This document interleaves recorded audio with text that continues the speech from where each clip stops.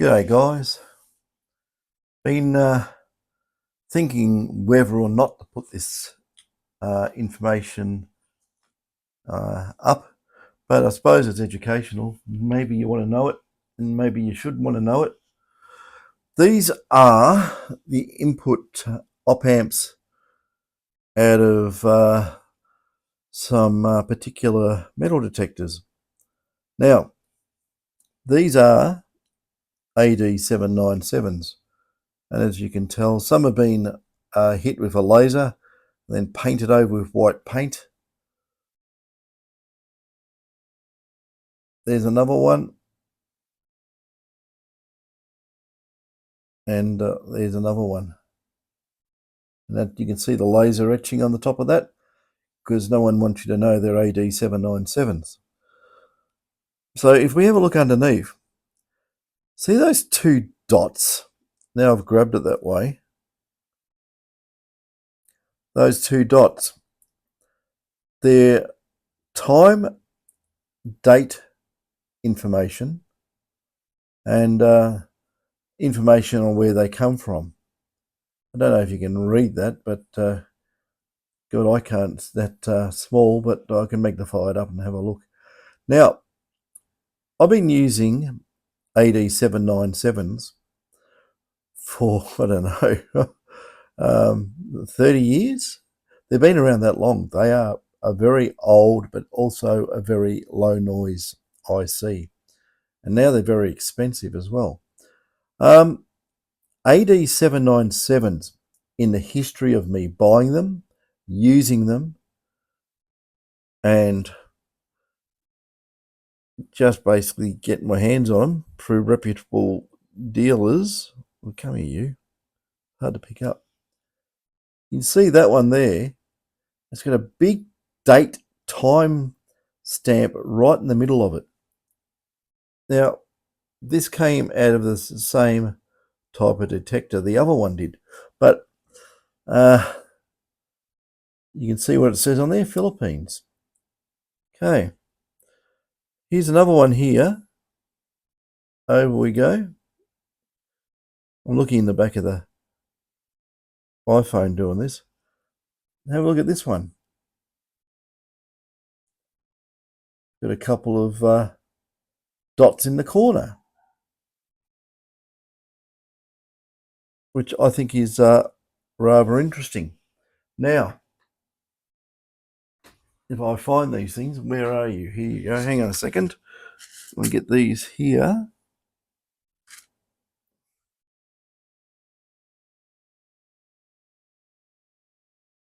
This is one I've done a while ago, and let's have a look at him. Where am I going? There. God, I hate running this much magnification. That is an AD797 as I've been getting them over the years. Try that way. There we go. As you can see, no marking. And as far as I know, all these AD797s don't have any marking on the bottom. They're marked on the top, as you can say. That's come out of a particular metal detector as well. And if you scrape off the paint, there'll be no information. It's all been ground off where the words or the letters, and that say it's an AD797. Now, this leads me up a particular path. Is that an AD797? I'm not going to say yes, I'm not going to say no, because I've never, ever in my life seen AD797s with those marks. Now, it could be, and I'm only speculating, it's just my opinion based on the evidence of looking, that these ones with dots are a different IC. I may be wrong, but I may be right. I don't know.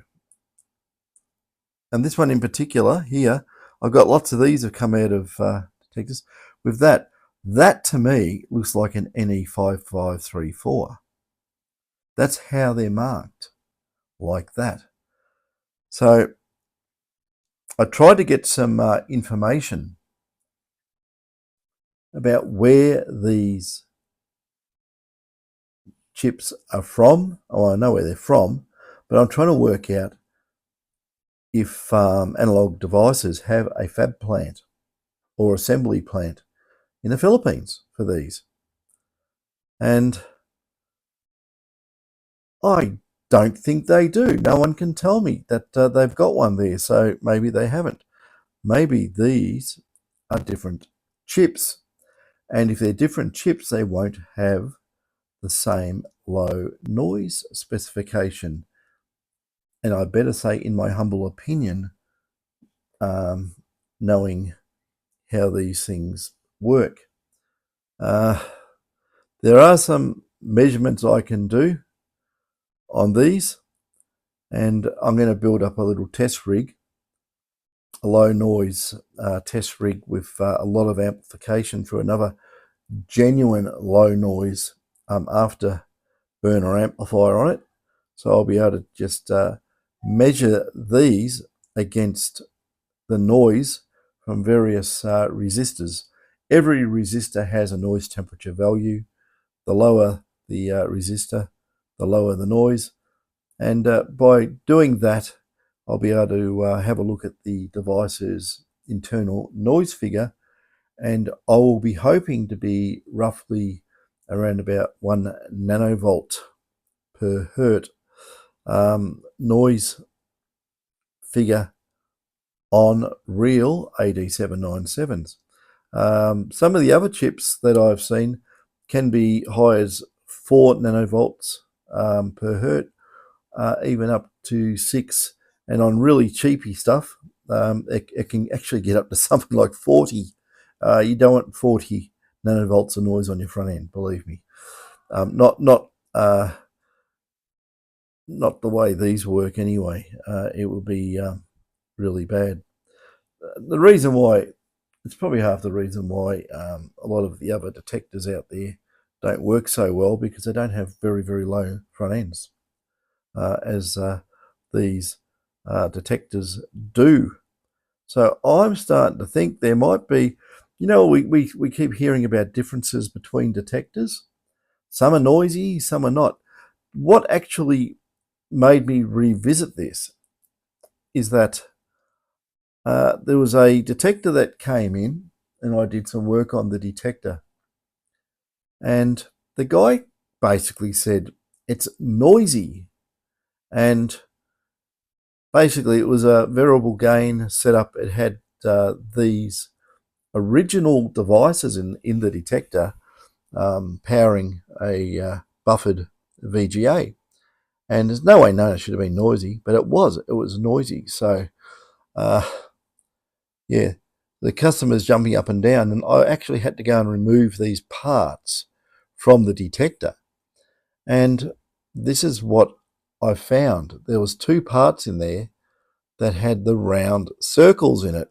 So if they were more or less generating a higher noise figure, and the bottom end, 10 hertz and below noise figure on a lot of these other devices is atrocious. It's really, really bad. It will stuff you finding gold, because what it does, it introduces noise into the decay curve, and it obscures tiny signals that are the information that's meant to be there and be detected. It disappears. It's just in the noise, so you can't hear it. So, have I opened up a can of worms? I don't know. And you probably noticed so far I haven't said what type of detector or brand or anything like that. Leave that to your own imagination. But yeah, I'm pointing this out because it's a real thing. That's not my paint. I didn't put that on there. I didn't grind the numbers off. And there you go. That's them. So all out of shot. but I do know that is a genuine one. So what I'm going to do is I'm going to make a video up. I don't even know if I'll make a video because it might be really embarrassing. It could be, like I say, a can of worms or a storm in a teacup. But I'm going to have to noise check all these devices. Obviously, I'm going to clean the legs up. That's just paint that's come off the circuit board as it was removed. And clean them up and put them on test jigs. And I'll measure the noise. And we'll just measure the noise and the overall frequency response too, because there's a lot of chips out there that you start getting them up in frequency and you put a square wave in and something like a sloped, I don't know what you want to call it. It's not. I was going to say a sloped sine wave comes out of it, but that's being all basically insulting sine waves. So I can't say that, but it looks like a bucket of. You can put your own expletive in there. It really is quite bad, and these things, if they are popping up in various detectors, look. I've got my own theory, and it's my own theory is just my own speculation. I don't know, but these genuine chips are very expensive, and the other ones are very, very cheap. And let's just have an idea here that where things are manufactured. They're manufactured in not manufactured in the Western world. They're manufactured in various places, and they are manufactured to a price. And look, I've seen this happen before. I've experienced the same thing, and I had to pull a whole heap of stuff out. When I made high power DC-DC converters for the fire brigade, would you believe, for the CFA to power up all their remote monitoring equipment, we bought transistors, and they were meant to be, I can't remember the number, 2SD 350s or 380s or something. And it's also happened in TV sets as well, but I won't go into that. I probably already have in another video. But what happened is that we built up these high-powered switch mode DC-DC converters to supply 48 volts to the fire brigade monitoring equipment at the fire brigades, or at their unmanned stations, all throughout Victoria. And what happened is that occasionally it just explode and burn a hole through through these big metal transistors. Burn a hole through it, and the sparks used to go everywhere. And I did some analysis, and we cut the top off one of the transistors with a hacksaw, because they're big transistors, big size of a quarter or a 20-cent piece type thing, and had a look, and they were not what we paid for. They were very, very substandard, and weren't rated for the voltage or anything. So I had to go and pull them all out and put new ones in. And I remember the transistors we were buying at the time, and this is a long time ago, were something like about $20 each, which now would probably be $100 each. And we had to go and remove all these inferior ones we bought on the cheap. Lesson learnt. And swap them with the correct ones. But this is, I don't know, like I say, speculation. It's just an opinion of mine. This could have happened. It may have happened. It may not have happened. It may be coming out of different plants, manufacturing plants all over the planet. Who knows? I don't think so, but I've attempted to get some information off Analog Devices on this, and it's very hard to extract information, and at first hand it's like, no, that can't happen. Well, I don't know. I'm just putting it out there. The only way to prove what's what is you got to take these off the circuit board and have a look underneath them. And if they're the smooth ones, the smooth bottom like that there, that is a genuine article. Also notice too that if they have stamps on them, there's a lot of counterfeit in chips. There's a stack of it going on, and don't ever, buy chips from certain places on the internet. You're going to get ripped off. You can't buy a $20 chip for $2.50. It just doesn't happen. It's not real life. So when people say they got these $20 chips for $2.50 or whatever they are, it's funny when the manufacturer is selling them for probably $10 in massive bulk quantities of 1,000 or 2,500 of them. So how can some obscure place sell them cheaper? You can't. No one else. They're made by one company. They're not made by every Tom, Dick and Harry. It just doesn't work that way. And yeah, I don't know. Look, I don't know what the story is with these, but when you get them anyway, have a look and make sure that if on the bottom of them, they've got that gloss level there.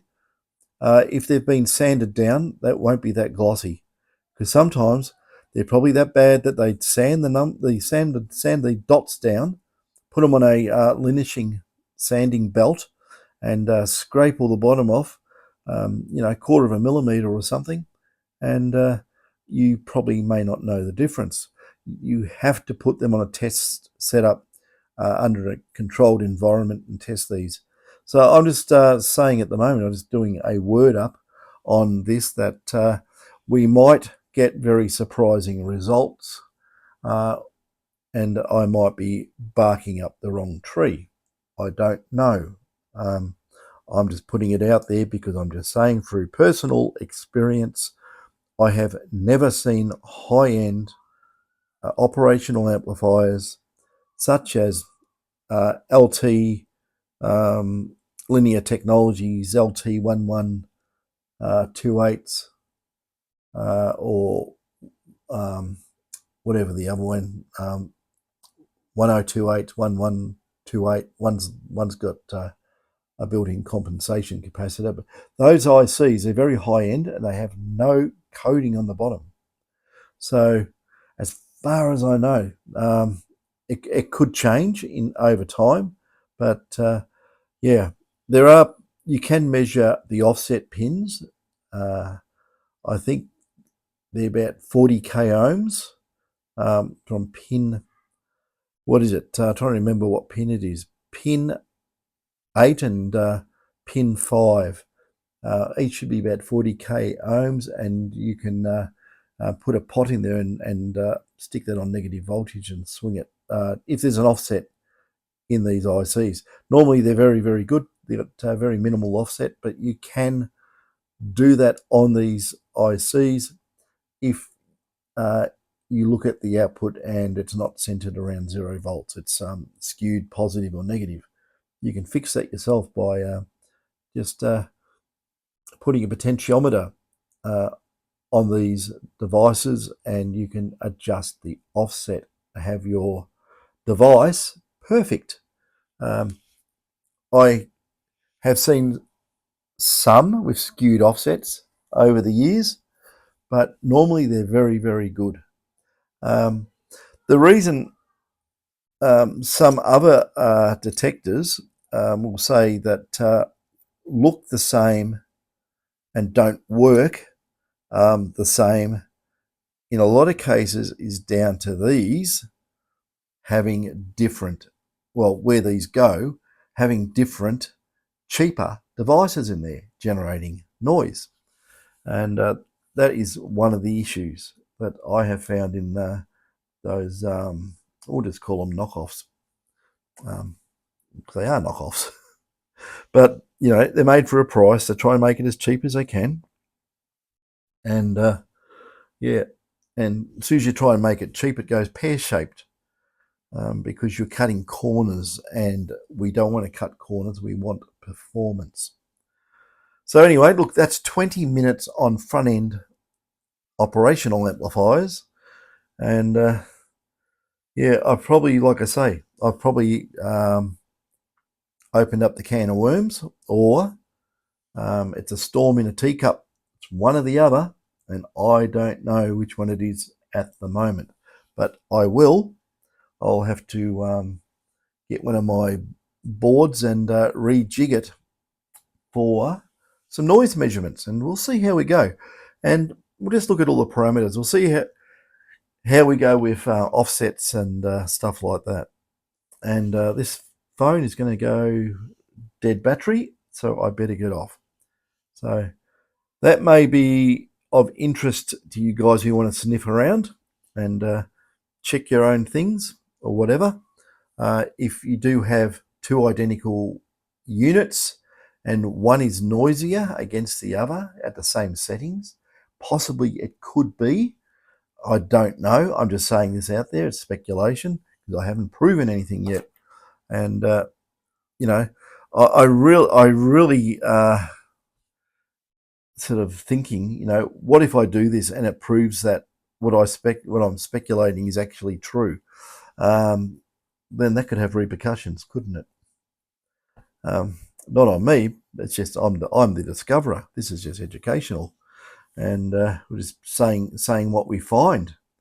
It's nothing else. It's just what we find. But anyway, we have these, and yeah, I'm scratching my head, guys. I'm scratching my head about these.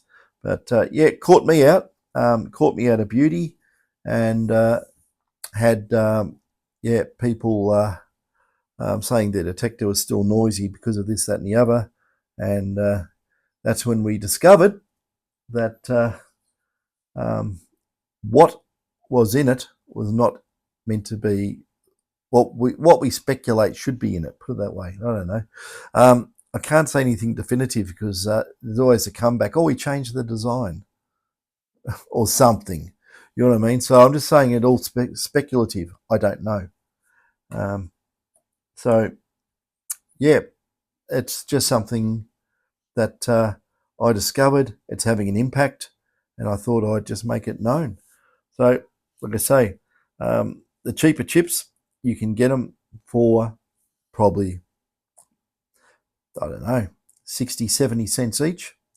And the really good ones, at the moment, if you want to buy a one-off, they're up around about $30 Australian, $30. So there's a massive cost saving to be had by putting cheaper stuff in rather than the good stuff. You know, but like I say, I'm trying to say it without saying it, if you know what I mean. I'm trying to make people think for themselves and you know, see if you can come to a logical conclusion of you know, am I barking up the tree, opening up the can of worms, or am I creating a storm in a teacup? Up to you to decide that. I'm not going to decide it. I already know it, but I'm not going to say it. But yeah, there we go, guys. Anyway, back to work. Catches.